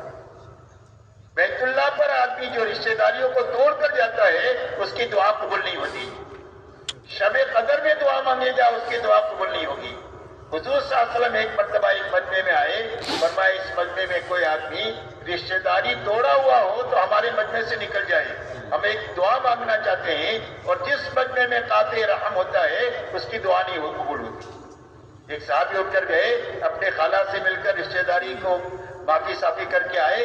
آپ نے پوچھا کیوں گئے تھے؟ فرمایا اس کے لیے گیا تھا. پھر آپ نے یہ بات فرمائی کہ جس مجمع میں رشتہ داری توڑنے والا ہوتا ہے اور مجمع دعا مانگتا ہے تو دعا قبول نہیں ہوتی۔ اس لیے میرے دوستوں اپنی رشتہ داریوں کو ہر حال میں نبھانا، اپنے ماں باپ کو، اپنے بھائی بہنوں کو، اپنے رشتہ داروں کو، اپنے پڑوسیوں کو، ہر ایک کے ساتھ میں رشتہ داریوں کو جوڑ کر کے نبھانا۔ اور یہ فرمایا جو تمہیں چائے پانی نہ پوچھے اس کو کھلانا پلانا، جو تمہیں کبھی چائے پانی کو نہ پوچھے اس کو کھلانا پلانا۔ فرمایا اولین اور آخرین کے اخلاق ہیں۔ حضور پاک صلی اللہ علیہ وسلم کی پوری زندگی انہی اخلاق کا نمونہ ملے گا۔ جس نے آپ کے ساتھ برائی کیا آپ نے اس کے ساتھ بھلائی کیا، جس نے آپ کے اوپر زیادتی کیا آپ نے معاف کیا، جس نے آپ نے سب کے ساتھ نبھا کر کے آپ چلے، اور جس نے آپ کو کبھی نہیں دیا آپ نے اس کو بہت دیا۔ حضور صلی اللہ علیہ وسلم کے اخلاق تھے، یا اولین اور آخرین کے اخلاق ہیں۔ یہاں تک کہ آپ جب آپ 8 ہجری میں فاتحانہ طور پر مکہ مکرمہ میں داخل ہوئے ہیں تو مکہ میں وہ لوگ موجود ہیں جنہوں نے آپ کے راستے میں کانٹے بچھائے ہیں، آپ کے اوپر اونٹ کی ہوش ڈالی ہے، آپ کی بیٹی حضرت زینب کو نیزہ مارا ہے، آپ کے خباب کو، خبیب کو، عمار کو، یاسر کو، سمیہ کو رضی اللہ عنہ اجمعین کو تکلیفیں پہنچائی اور شہید کیا ہے۔ آپ نے ان سے کوئی بدلہ نہیں لیا۔ آپ نے بیت اللہ کی چوکھٹ پکڑ کر فرمایا یہ بتاؤ میں تمہارے ساتھ کیا معاملہ کروں۔ مکے والوں نے کہا کہ آپ تو بھلوں کی اولاد ہے، ہم آپ سے بھلائی کی امید رکھتے ہیں۔ آپ نے فرمایا میں تمہارے ساتھ وہ معاملہ کروں گا جو میرے بھائی یوسف نبی نے اپنے بھائیوں کے ساتھ میں کیا تھا، جن بھائیوں نے کنویں میں ڈالا اور ان سارے حالات سے گزرے۔ جب یہ بھوکے ان کے پاس پہنچے ہیں تو ان کو کہا لا تثریب علیکم اليوم، تمہارے پر کوئی لعن طعن نہیں، اللہ تم کو معاف کر دے، ہم نے تم کو معاف کر دیا۔ آپ نے فرمایا انتم الطلقاء، مکے والوں سے کہ تم سارے کے سارے آزاد ہو جاؤ۔ مکے والے کہتے ہیں ہم کو ایسا لگ رہا تھا کہ ہم اپنے قبروں سے اٹھے ہیں اور ہم کو نئی زندگی ملی ہے۔ حضور پاک صلی اللہ علیہ وسلم ایسی اخلاقی زندگی لے کر کے آئے ہیں جس کے نتیجے میں آپ کے زمانے کی ایسی سخت جہالت جو کٹی ہے آپ کے اخلاق کی وجہ سے کٹی ہے کہ جو آپ کی جان لینے والے تھے وہ آپ کے لیے جان دینے والے بنے اور آپ کے اوپر نثار ہونے والے بنے۔ اللہ تعالیٰ نے یہ فضا قائم کیا، دشمنیوں کو ختم کر دیا، محبتوں کو قائم فرما دیا ان اخلاق کی برکت سے۔ اس لیے اپنی اخلاقی زندگی کو اچھے سے اچھی بنانا، اپنوں کو بھی نفع پہنچنا چاہیے، برائیوں کو بھی نفع پہنچنا چاہیے۔ اخلاق کا تعلق ساری انسانیت کے ساتھ ہے کہ ساری انسانیت کے ساتھ ہم اخلاق کا معاملہ کریں گے۔ ہمارے پڑوس میں بھوکا ہے اس کو کھلائیں گے، کپڑے کا محتاج ہے کپڑا پہنائیں گے، اس کے بچے بڑے ہوئے ہیں شادی کا خرچ نہیں ہے اس کی شادی پر ہم خرچ کریں گے۔ زکوٰۃ تو اپنے مسلمان بھائی کو ہی دیں گے لیکن اور راستوں سے ہم ساری انسانیت کی مدد کریں گے۔ اس لیے میرے دوستو اپنی اخلاقی زندگی کو اچھے سے اچھی بنانا، اسی کے ساتھ میں اپنی زندگی کا مقصد اللہ کو بنانا اور آخرت کو بنانا۔ ہم دنیا میں کیوں آئے ہیں؟ ہم دنیا میں ملک و مال کے لیے آئے ہی نہیں ہیں، ہماری غرض ملک و مال نہیں ہے۔ اللہ نے ہم کو دنیا میں پیدا کیا ہے کہ اللہ کی رضا کے ساتھ جیے، اللہ کی رضا پر مرے، اپنی آخرت کو بناتے ہوئے جیے، اپنی آخرت کو بناتے ہوئے مرے۔ یہ ہماری منزل ہے، اللہ اور آخرت۔ حضور صلی اللہ علیہ وسلم نے پوری امت کو آخرت کی بنیاد پر اٹھایا ہے، آپ نے ملک و مال کی بنیاد پر امت کو اٹھایا ہی نہیں ہے۔ حالانکہ آپ کے علم میں یہ بات تھی کہ آپ کی محنت کا انجام یہ ہوگا کہ باطل اور باطل کے سارے نقشے زیر ہوں گے اور حق والے دنیا میں چلتے تھے۔ یہ آپ کو پوری طریقے سے معلوم تھا، جس کی بنا پر ہجرت کے وقت میں بے کسی اور بے بسی کے حال میں جب آپ جا رہے تھے، سراقہ نے جب آپ کا پیچھا کیا ہے تو آپ نے فرمایا سراقہ اس وقت کیا حال ہوگا تیرا جب کسریٰ کے کنگن تیرے ہاتھ میں ہوں گے۔ ایسی بے بسی میں آپ کسریٰ کے فتح کی خبر دے رہے ہیں۔ عدی بن حاتم آئے آپ کے پاس میں، آپ نے پوچھا عدی اسلام قبول نہیں کرتے اور میں ایک مذہب پر ہوں اور میں تمہارے مذہب کو میں تم سے زیادہ جانتا ہوں، تم اپنے قوم کا مال کھاتے ہو، تمہارے مذہب میں کھانا حلال ہے۔ تو شرم سے ان کی نگاہ جھک گئی۔ اور میں بتاؤں کیوں نہیں قبول کرتے؟ تم اس لیے قبول نہیں کرتے ہو کہ ہماری چاروں طرف کمزور لوگوں کو دیکھ رہے ہو کہ جن کے پاس میں پہننے کے لیے کپڑے نہیں ہیں، ایک دوسرے کی اوٹ پہ بیٹھتے ہیں تاکہ سطر نہ کھل جائے، جن کے پاس کھانا نہیں ہے سب کی سب بھوک کی وجہ سے گر جا رہی ہے۔ جن کے پاس سواریاں نہیں ہیں، 10 آدمی باری باری ایک سواری پر سوار ہوتے ہیں، پیدل چلتے ہیں، پیر پھٹ جائے تو چتڑے باندھ کر چلتے ہیں، اور تم بڑے آدمی ہو تو ان کے غریبوں کے ساتھ کیسے بیٹھو؟ بیٹھنے کو پسند نہیں کرتے، اس لیے اسلام قبول نہیں کرتے۔ آپ نے فرمایا علی کسریٰ ابن ہرمز کو جانتے ہو؟ فرمایا رسول اللہ کا کو جانتا ہوں۔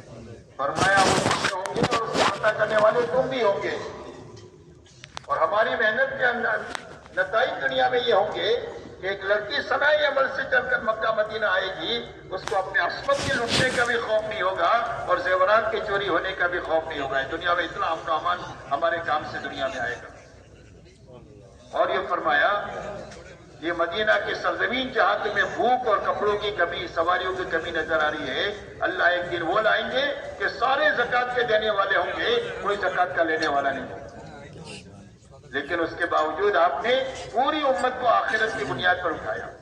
اسی لیے انصار مدینہ جب حضور صلی اللہ علیہ وسلم کے پاس میں بیعت عقبہ کے لیے مینا میں جمع ہوئے ہیں تو انہوں نے پوچھا اعلیٰ مانو بایا کیا رسول اللہ، اللہ کے رسول ہم آپ سے کس چیز پر بیعت کریں؟ یعنی آپ کا دامن تھامیں گے تو ہم کو کیا کرنا پڑے گا؟ یہ مانا ہے بیعت کا۔ ہم آپ کا ساتھ دیں گے تو ساتھ دینے کی کیا شرائط ہوگی؟ یہ انصار نے فرمایا۔ تو حضور صلی اللہ علیہ وسلم نے فرمایا تبایعونی علی السمع والطاعۃ فی المنشۃ والمکرہ، اس بات پر بیعت کرو کہ میری بات کو سنو گے اور مانو گے، تمہارا جی چاہے تو نہ چاہے تو، اس پر بیعت کرو، میری بات کو سنو گے اور مانو گے، جی چاہے تو نہ چاہے تو۔ جی تو باولا ہوتا ہے، کبھی چاہے کبھی نہ چاہے، تو جی چاہے پر نہیں چلو گے، میری بات پر چلو گے کہ میری بات کو سنو گے بھی اور اس پر عمل بھی کرو گے، اس پر بیعت کرو۔ وَالنَّفْقَ فِي الْعُسْرِ وَالْيُسْرِ، دین کے لیے خرچ کرو گے، تنگی کی حالت ہوگی تو اور فراخی کی حالت ہوگی تو، دونوں حالتوں میں دین کے لیے خرچ کرو گے، اس پر بیعت کرو۔ وَعَلَى الْأَمْرِ بِالْمَعْرُوفِ وَالنَّهْيِ عَنِ الْمُنكَرِ، اس بات پر بیعت کرو کہ بھلائی کو دنیا میں پھیلاؤ گے اور برائی سے مٹانے کی محنت کرو گے، اس پر بیعت کرو۔ وَلَا أَن تَقُولُوا فِي اللَّهِ حَقٌّ لَا تَخَافُوا فِي اللَّهِ لَوْمَةَ لَائِمٍ، اور حق بات حق طریقے سے کہو گے، ہر حال میں کہو گے، اور کسی کی ملامت سے ڈرو گے نہیں کہ کون کیا کہے گا کون کیا کرے گا۔ اس کی ملامت کی پرواہ کے بغیر حق بات کو حق طریقے سے کہو گے، اس پر بیعت کرو۔ وَعَلَىٰ أَن تَمْنَعُونِي كَمَا تَمْنَعُونَ أَنفُسَكُمْ وَأَوْلَادَكُمْ وَأَزْوَاجَكُمْ، اور فرمایا جب تمہاری دعوت پر میں مدینہ آ جاؤں تو میری حفاظت کے لیے وہ تمام وسائل اختیار کرو گے کہ جن وسائل سے تم اپنی عورتوں کی اور بچوں کی اور عورتوں کی تم حفاظت کرتے ہو۔ جب آپ نے یہ شرائط رکھی ان کے سامنے تو ایک صحابی نے کہا کہ اللہ کے نبی اگر یہ ہم شرائط پورا کریں گے تو ہم کو ملے گا کیا؟ حالانکہ آپ کے سامنے تھا کہ اس محنت کا انجام کیا ہے، لیکن آپ نے ملک و مال کی بنیاد پر امت کو نہیں اٹھایا، آپ نے پوری امت کو آخرت کی بنیاد پر اٹھایا اور یہ فرمایا وَلَكُمُ الْجَنَّةُ، اللہ اس کے بدلے میں تم کو جنت دے گی۔ اور یقین مانے آدمی کہ جس کی جنت بنے گی اس کی دنیا بنے گی، اور جس کی آخرت اجڑے گی اس کی دنیا یقینی طور پر اجڑے گی، اس لیے کہ دنیا آخرت کا سایہ ہے۔ دنیا کیا ہے؟ آخرت کا سایہ۔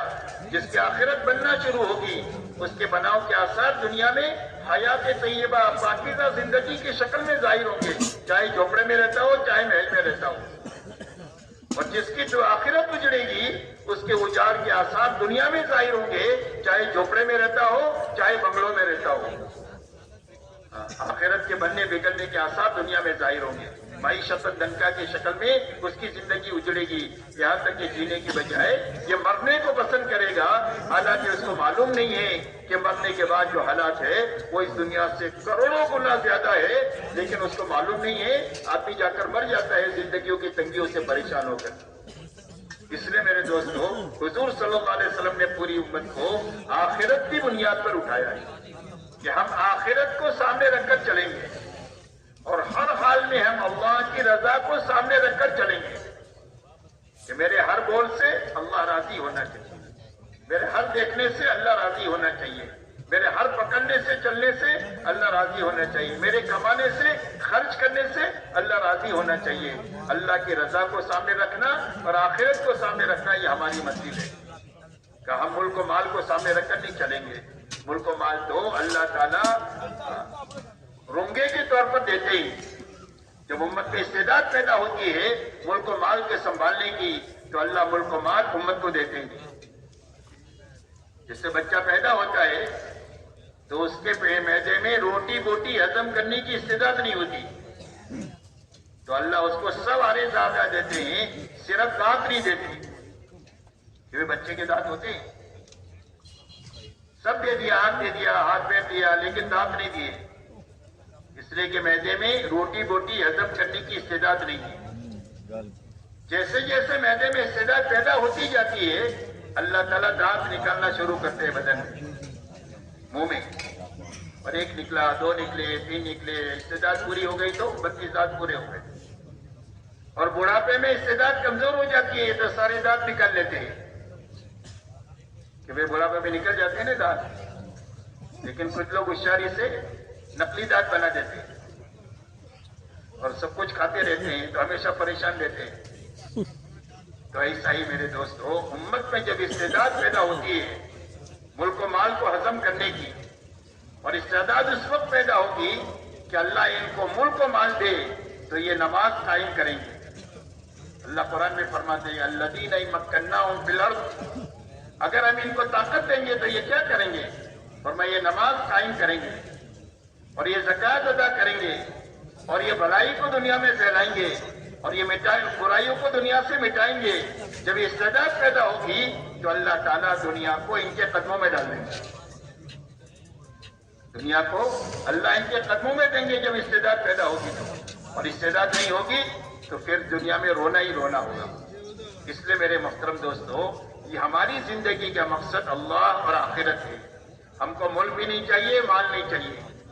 دعوت اور تبلیغ کی محنت میں ملک و مال کی کوئی گنجائش نہیں ہے، نہ اقتدار چاہیے اس محنت سے اور نہ مال چاہیے، یہ تو لگانے کا کام ہے۔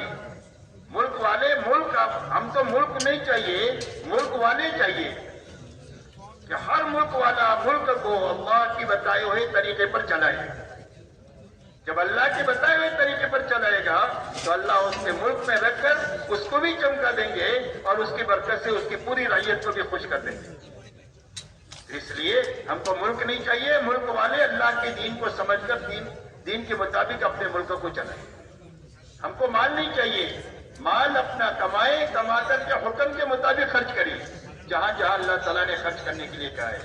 ہم تو اپنی جان بھی لگائیں گے، اپنا مال لگائیں گے، اتنا لگائے، اسی لیے ہماری محنت میں اپنی جان مال لگانا ہے کہ ہر آدمی اتنی جان لگائے کہ ہماری جان ہماری نگاہوں میں بے قیمت بن جائے۔ اقتدار کا بڑے سے بڑا نقشہ ہم کو خرید نہ سکے، جان اتنی لگائے گے اقتدار کا شوق ہی ختم ہو جائے، بڑے بننے کا۔ اب اپنے آپ کو مٹانے کا کام ہے کہ اپنے آپ کو اتنا مٹائے کہ بڑے بننے کا جذبہ ہی ختم ہو جائے۔ دنیا میں دو فتنے ہیں جو پوری دنیا کو برباد کر کے رکھا ہوا ہے، ایک مال کی محبت ہے اور ایک بڑا بننے کی محبت ہے۔ ایک اقتدار کا نشہ ہے اور ایک مال کا نشہ ہے، یہ دو نشے ہیں جس نے پوری دنیا کو برباد کر رکھا ہے۔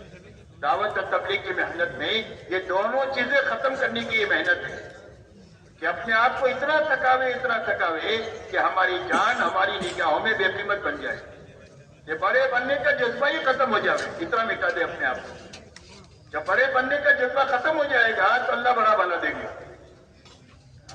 اور جب مال کی محبت ختم ہو جائے تو اللہ مال اپنے خزانے سے دیں گے کہ ہماری مخلوق پر خرچ کرو اور ہم سے لو۔ اس لیے میرے دوستو، اپنے آپ کو مٹانے کا یہ کام ہے، تو اپنی جان اور مال کو بنیاد نہیں بنانا، آخرت اور اللہ کی رضا کو اپنی بنیاد بنا کر کے چلو۔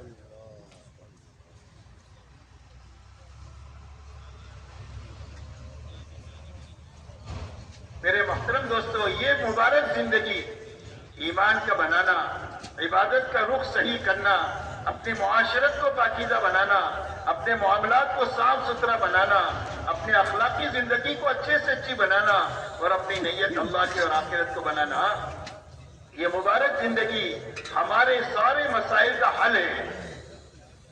امت جن مسائل سے دوچار ہے انفرادی اجتماعی زندگیوں میں، اس کا حل اس مبارک زندگی میں ہے. اس مبارک زندگی کے بغیر مسائل حل نہیں ہو سکتے. یاد رکھیں، جتنا اور راستوں سے کوشش کریں گے دلدل کی طرف رستے چلے جائیں گے. مسائل کا حل صرف اس مبارک زندگی میں ہے.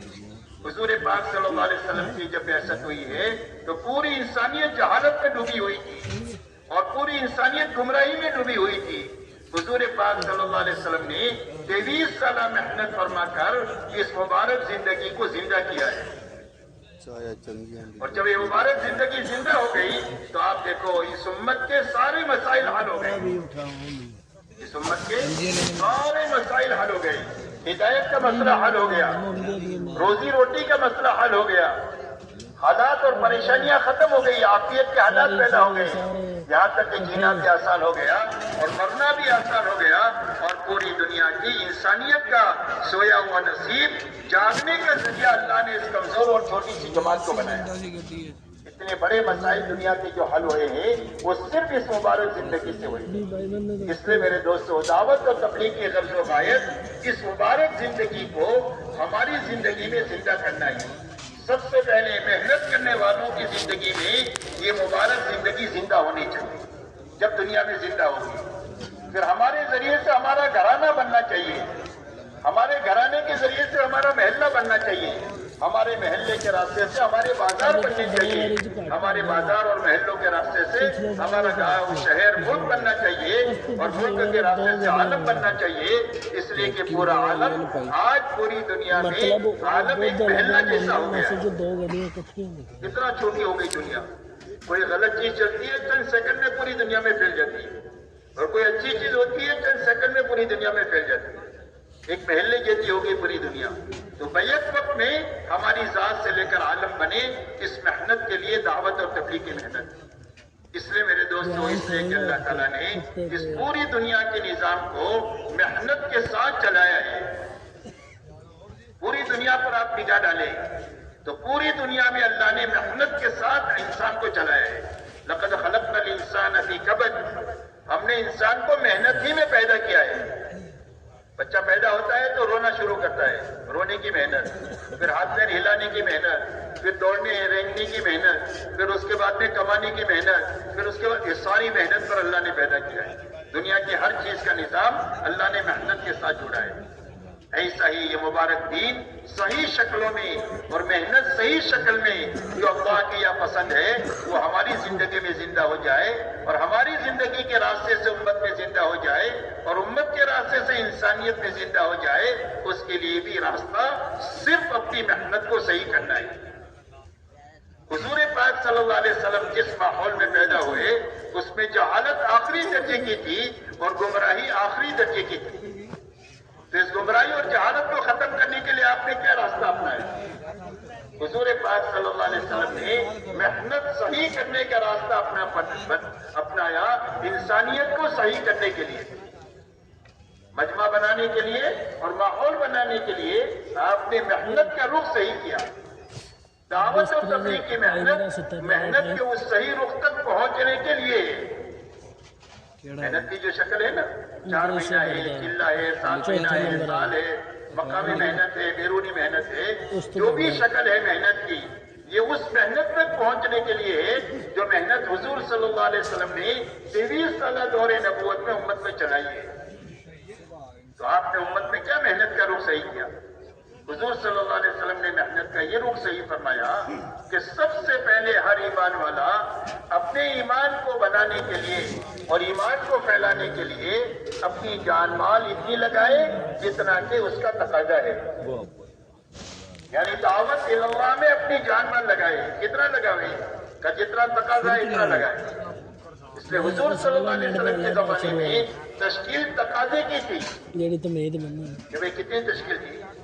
تقاضے کی کہ فتح مکہ میں کتنے دن کے لیے جانا ہے؟ فرمایا 17 دن کے لیے جانا ہے. تبوک میں کتنا جانا ہے؟ کہ 50 دن کے لیے جانا ہے. پوری زندگی جو بھی تشکیل ہے وہ تقاضے کی تشکیل ہے کہ اپنی جان مال دعوت پر اتنی لگانا ہے جتنا دعوت کا تقاضا ہے. دوسرا اپنی جان مال عبادت پر لگانا ہے کہ عبادت میں حقیقت زندہ ہو جائے اور عبادت امت میں زندہ ہو جائے، اس کے لیے اپنی جان مال اتنی لگانا ہے جتنا عبادت کا تقاضا ہے۔ نمبر 3 لگانے کی جگہ اخلاق ہے کہ اپنی جان مال کو اللہ کی مخلوق کو راحت پہنچانے پر لگائیں گے، یتیموں پر، بیواؤں پر، مسکینوں پر، محتاجوں پر، مقروضین کے اوپر اور محتاجوں پر، جو جس لائن کا ضرورت مند ہے اس پر ہم اپنی جان مال لگائیں گے۔ کتنا لگائیں گے؟ فرمایا جتنا تقاضا ہے اتنا لگائیں گے۔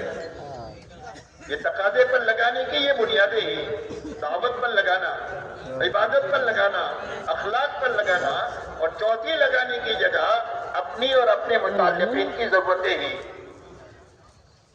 چوتھی لگانے کی جگہ اپنی اور اپنے متعلقین کی ضرورتیں ہیں کہ اپنی ضرورت کے حاصل کرنے میں بھی لگیں گے اور اپنے متعلقین کی ضرورت کے حاصل کرنے میں اور پورا کرنے میں لگیں گے، لیکن بقدر ضرورت لگیں گے، اسراف سے بچ کر کے لگیں گے۔ یہ شرط ہے، وہاں تقاضے پر لگنا ہے، یہاں بقدر ضرورت لگنا ہے اور اسراف سے بچ کر کے لگنا ہے۔ اس لیے کہ اسلام میں ملنگ پنا نہیں ہے، رہبانیت اسلام میں نہیں ہے، یہ غلط لوگوں کا طریقہ ہے، اور نفسانیت بھی اسلام میں نہیں ہے۔ نفسانیت کہتے ہیں مادہ پرستی کو، کہ آدمی کی زندگی کا مقصد پیسہ بن جائے، بس یہ پیسہ آنا چاہیے، حلال سے آئے، حرام سے آئے، جھوٹ سے آئے، سود سے آئے، کیسے بھی آئے پیسہ آنا چاہیے۔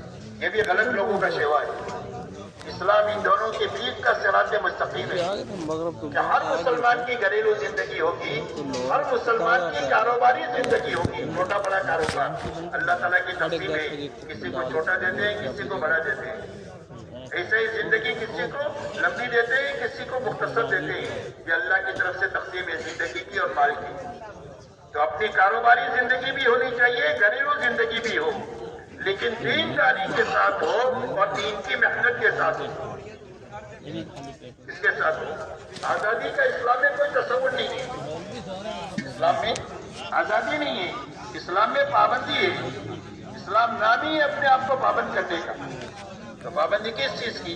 اور میں اللہ کے حکم کی پابندی، اللہ کے نبی کے طریقے کی پابندی، نیت کی پابندی اللہ کی اور آخرت کو بنانے کی، اور اللہ کے دین کی محنت کی تقاضے کی پابندی۔